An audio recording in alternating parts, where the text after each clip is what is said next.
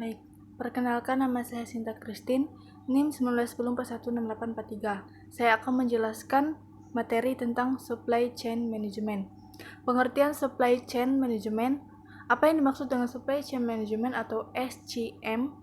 Pengertian Supply Chain Management adalah pengelolaan dan pengawasan rantai siklus, mulai dari aliran material atau barang mentah, pembayaran, informasi dari pemasok ke produsen, ke pedagang grosir hingga pengecer sampai konsumen.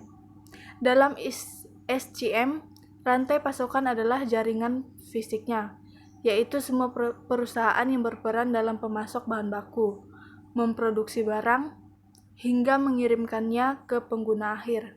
Sedangkan SCM atau manajemen rantai pasokan atau supply adalah sebuah cara atau metode, alat, atau pendekatan pengelolaannya.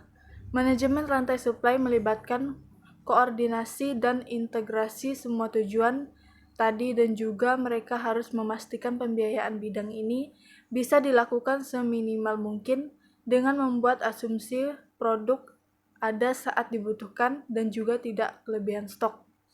Komponen supply chain management mengacu pada pengertian SCM di atas. Ada beberapa komponen yang harus dipahami antara lain. 1.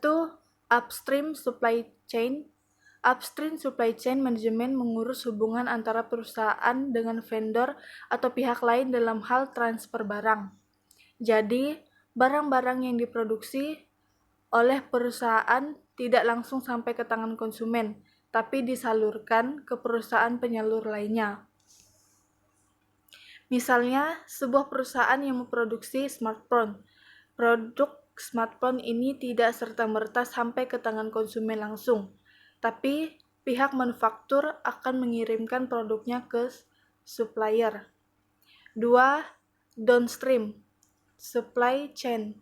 Downstream supply chain management adalah manajemen yang mengurusi transfer barang dari perusahaan langsung ke konsumen. Jadi, kalau upstream supply chain harus lewat supplier dulu, kalau downstream langsung bisa dibeli oleh konsumen. Contoh manajemen ini yaitu mebel atau galeri art. Jadi mereka membuat produk langsung sesuai keinginan konsumen. 3. Internal supply chain. Internal supply chain management berkaitan dengan aktivitas pemasukan barang. Dalam hal ini, yang kerap diperhatikan yaitu manajemen produksi, pabrikasi, dan juga kontrol ketersediaan bahan baku. Tujuan supply chain management.